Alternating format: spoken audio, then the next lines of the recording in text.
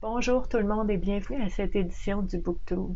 Aujourd'hui, je vais vous parler d'un type de livre dont je vous ai jamais parlé encore. Ce livre-là a été écrit par une personne comme moyen de s'évader. C'est un livre thérapeutique, donc c'est très très très personnel. Je vais vous lire une petite note que l'auteur m'a envoyée avec son livre, qui va expliquer un petit peu dans quel contexte on est, qui est vraiment très intéressant. Et je dois vous dire aussi que je vais vous lire seulement des extraits, parce que je ne veux pas rentrer dans tout ce qui est très très personnel pour cette personne-là, donc on va rester en surface, mais vous allez voir un petit peu le contexte de ce livre-là. Donc, ça se lit comme suit. Bonjour, voici comme promis mon livre que j'ai écrit. Pour raconter ce qui m'a poussé à le faire, ça provient de ma propre expérience lorsque j'avais entre 20 et 25 ans. Rongée par la peur de vivre la haine de mon reflet dans un miroir, de mon propre corps, la confiance en moi fut quelque chose de fragile. Suite à plusieurs expériences de vie, de traumatisme et de déception, l'angoisse fut ma grande amie avec sa cousine, la solitude. J'ai fini par prendre conscience que ce que je recherchais, c'était un moyen de m'évader, simplement. Par la suite, ma souffrance mentale, je l'imaginais la faire vivre dans mes propres rêves à un personnage me représentant. Devenu de longues histoires qui se suivaient d'une nuit à l'autre, je sortis de cette spirale, mais l'angoisse était toujours là. Voici un personnage féminin dans le rôle principal, une femme à la fois forte et fragile, courageuse et timide, généreuse et tendre. Merci de l'attention. Abigail Anna Courtemanche. Abigail Anna Courtemanche qui a utilisé un moment difficile dans sa vie, une grosse épreuve, une période sombre, et qui a utilisé ce moment-là pour explorer différentes facettes de soi à travers, d'une part, le rêve et à travers, d'autre part, l'écriture d'un ouvrage de fiction, hein, mais qui représentait des facettes de soi et à travers lesquelles elle a pu cheminer. Donc voici son livre qui s'appelle Qianshu. Qianshu, c'est un gros livre. Donc, Abigail Anna m'a envoyé son livre, ça fait probablement 1 an. Vu que c'est un gros livre et que je voulais prendre le temps de vraiment le lire comme il faut, j'ai choisi mon moment. Je l'ai lu pendant un week-end de couverture à couverture pendant tout le week-end où est-ce que j'étais en jeûne. Donc, je voulais me changer les idées. Je voulais passer un moment de détente aussi. Donc, j'ai pris ce moment-là pour lire ce grand livre-là. Et honnêtement, c'est sûr que pour moi, c'est moins personnel parce que c'est pas mon vécu puis c'est pas mon écrit thérapeutique, mais c'est intéressant puis c'est il y a de l'action, il y a de l'aventure, il y a plein de choses là-dedans. Donc, c'est intéressant à lire, mais j'ai envie de vous dire que le plus important dans un livre comme ça, c'est que ça permet de se libérer de certaines choses. Quand c'est votre histoire, quand c'est vos personnages, quand c'est les événements, les situations qui se passent, puis qu'à travers le personnage de votre écrit, vous pouvez transcender certaines émotions, certaines situations, et vraiment, pour vrai, ça peut avoir un effet très, très bénéfique sur notre propre santé mentale parce que ça prend un exutoire. Tu sais, quand on dit « faut que ça sorte », il faut que ça sorte. Donc, ça peut être par écrit. Ça peut, tu sais, moi, je connais des personnes, je connais des poètes, je connais moi-même, j'écris des textes, ça me fait du bien, j'écris des lettres, j'écris des textes. On pourrait, oui, écrire un livre, écrire des petites histoires, des chansons. Hein, souvent, les compositeurs de chansons, c'est ça qu'ils font, hein, quand ils écrivent leurs paroles, là, c'est faut que ça sorte. Et des fois, on n'a pas les mots. Des fois, il n'y a pas de mots pour mettre sur la situation qu'on vit ou sur l'émotion qu'on vit. Le mot n'existe pas. Le mot vraiment qui est adapté, qui est intensément la nature et l'essence de cette émotion-là. Des fois, il n'y a pas un mot qui existe qui est le bon mot pour ça. Et des fois aussi, on a les mots, mais on n'est pas capable de les verbaliser, de les dire pour différentes raisons. Hein. C'est sûr que d'un côté, moi, ce que j'entends souvent quand j'accompagne les personnes, c'est que oui, il y a de la résistance parce que si je te le dis, si je dis les mots, ben là, c'est à l'extérieur de moi, il y a témoin et c'est vrai, c'est rendu vrai. Si je le garde en moi, je peux faire à semblant que c'est pas vrai. Donc, c'est pas évident de parler dans certaines situations.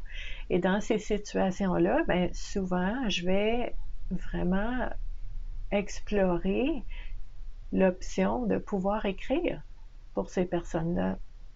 Puis Abigail Anna l'a fait, ça.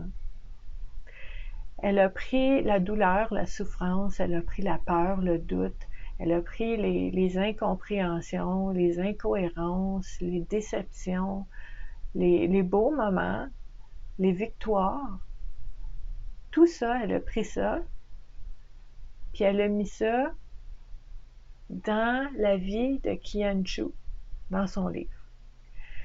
Puis ce qui est intéressant aussi, que j'aime beaucoup dans ce livre-là, c'est sûr que moi j'aime beaucoup la psychologie, donc tu sais, je le lis peut-être avec cette lunette-là, mais c'est vraiment intéressant aussi de voir que au fil du temps, dans le livre, Qian-Chu se rend compte que elle a déjà vécu des vies passées, puis que il y a des personnes qui sont encore dans sa vie aujourd'hui, qui étaient là avant, mais qui avaient d'autres rôles. Puis des personnes qu'elle aime beaucoup, qui sont devenues, tu sais, qui étaient pas correctes avec elle, ou des personnes que ça va pas bien aujourd'hui, mais qu'elle a déjà été proche de ces personnes-là dans une autre vie. Oui, on est dans un ouvrage de fiction, on est dans un ouvrage de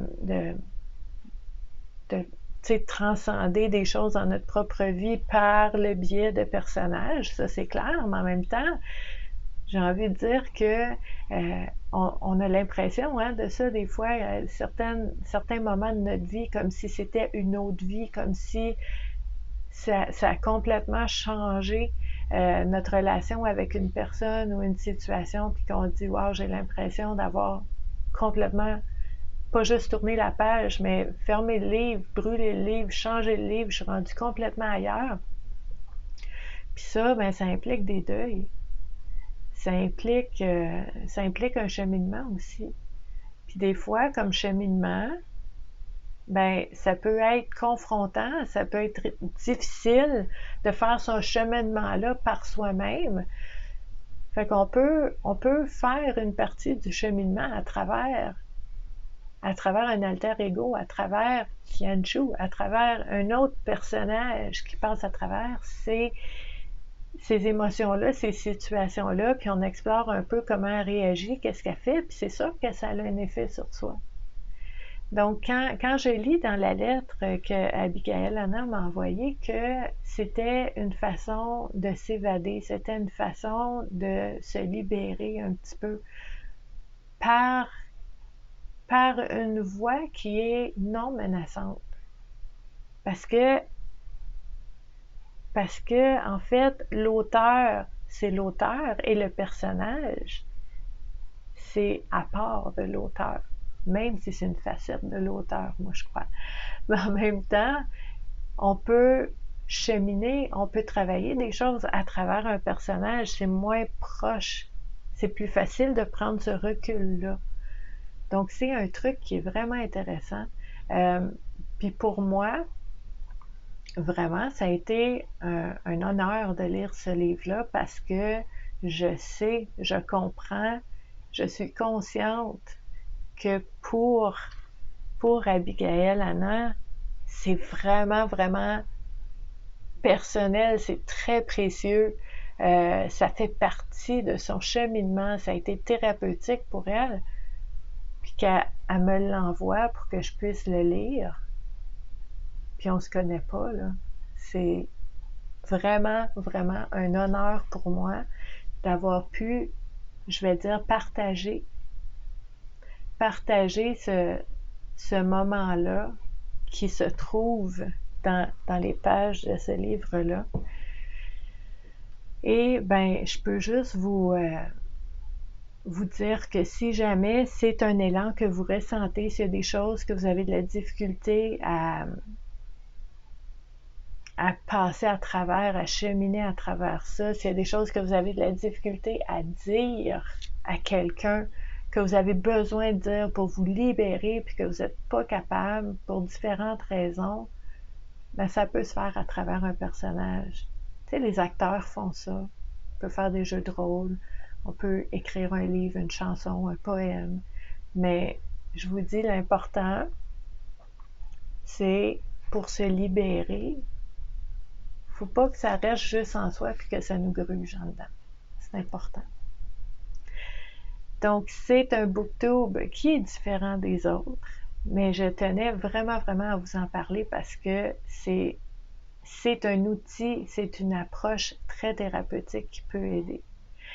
Donc, je vous remercie d'avoir été là et je vous dis à dans 2 semaines pour un autre booktube. Et aussi, à chaque semaine, vous savez que je publie aussi une vidéo sur YouTube sur des sujets qui ont des liens avec le bien-être et la santé mentale. Je vous invite aussi à me joindre sur mes réseaux sociaux. Vous allez voir sous la vidéo tous les différents endroits où est-ce que vous pouvez me joindre. Toujours, toujours, toujours en lien avec des outils, des approches, des exercices, des techniques, des réflexions, des informations que je vous donne au niveau du bien-être et de la santé mentale. C'est important pour moi. Je suis intervenante sociale depuis bientôt 25 ans et je veux accompagner le plus de personnes possible vers le plus de bien-être possible. Donc, c'est ce que je vous offre sur mes réseaux sociaux. Et ben, je vous dis à la prochaine. Merci d'avoir été là. Bye!